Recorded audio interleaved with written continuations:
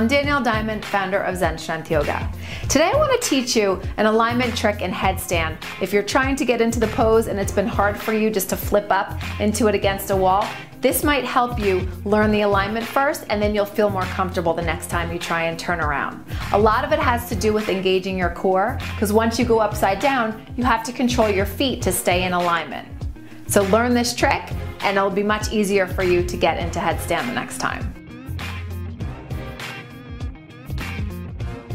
The foundation is the most important part of any pose, but especially when you're working on an inversion, you really want to make sure that you build a solid foundation to build the pose upon.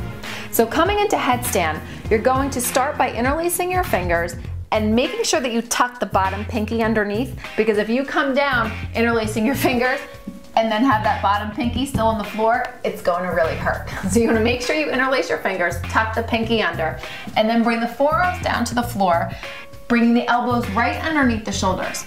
If you widen the elbows out too much and you put your head on the floor, you're going to crunch up into your neck and it'll put too much pressure on your cervical spine. So you, again, want to make sure that you have that alignment down. The part of the head that comes onto the floor is the crown of your head. So you don't want to put the forehead on the floor, you don't want to put the back of your head on the floor. You will hurt your neck. You want to make sure that you measure right up from your ears and bring that soft spot when you're a baby, that part of your head when people tell you not to touch the baby's head, that's the part you want to put on the floor here.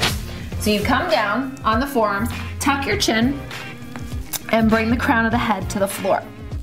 Before you even bring your legs up, you want to make sure that you're not sinking into the shoulders. So you want to press into the forearms and lift your shoulders up and then broaden them to create that nice solid foundation.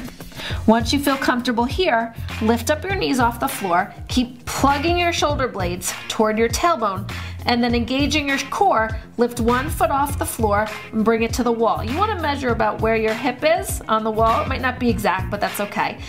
Give it your best shot. Press your foot into the wall, engage your core, and lift the other foot up.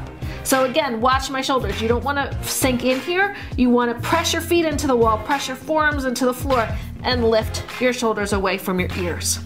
Internally rotate your thighs, pressing them up toward the ceiling, and again, keep engaging the core to press your feet against the wall so that you're nice and strong. Stay here for as many breaths as you can, and then just come down slowly the way you came in, lowering one foot, the other, lower the knees, and push back into child's pose to rest. So once you've practiced the alignment with your feet against the wall and learned how to build a solid foundation, you'll want to turn around and bring the crown of the head toward the wall so that you could start to balance against it. So using those same foundational principles, you're going to come down, interlace your fingers, tuck your bottom pinky under, bring the forearms to the floor, elbows under the shoulders, crown of the head comes down to the floor. Again, not the forehead, not the back of the head, bring that crown of the head down, and then plug the shoulder blades away from the ears. Tuck the toes, lift up the knees, and then start to walk your feet as close as you can to the elbows so that you get your hips up nice and high. Keep plugging your shoulders away from your ears, because there's a tendency here when you start to walk forward for the shoulders to crunch down, and you don't want to have that happen. So just to start out, you're going to lift one leg up and rotate the thigh in and up so the toes face down toward the floor. Then lift the heel that's on the floor up even higher so you get that left leg up.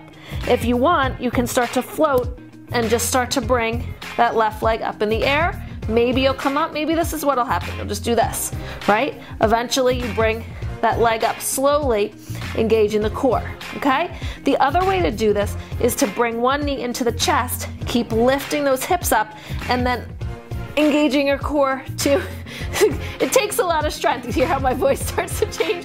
So you're really engaging your core as you bring both knees up. And then slowly raise them up. You could come to the wall if you're just starting, right? So what you want to avoid is this, having the back come all the way down. You want to lift through your heels and pull that navel in and up so you tuck that tailbone and bring it up toward the ceiling. Eventually, you bring one heel off the floor, one heel off the wall, and then the other heel off the wall. Keep pressing through your forearms, lift through your heels, and get nice and long. If you want a more advanced option, start to bring your hips back toward the wall and bring your feet down, coming into a right angle position. And then you could bring the legs back up, stay strong in your foundation, and then slowly, with a ton of engagement in the core, bring the knees down and slowly lower to the floor and rest in child's pose. I hope you enjoyed learning that alignment and that little trick to get into headstand. For more pose instruction like this, go to my website, zenstrength.com. Have a great day. So as you extend through the heels, reach through the crown of the head. Externally rotate the shoulders by bringing the inner elbows forward and then plug the shoulders down the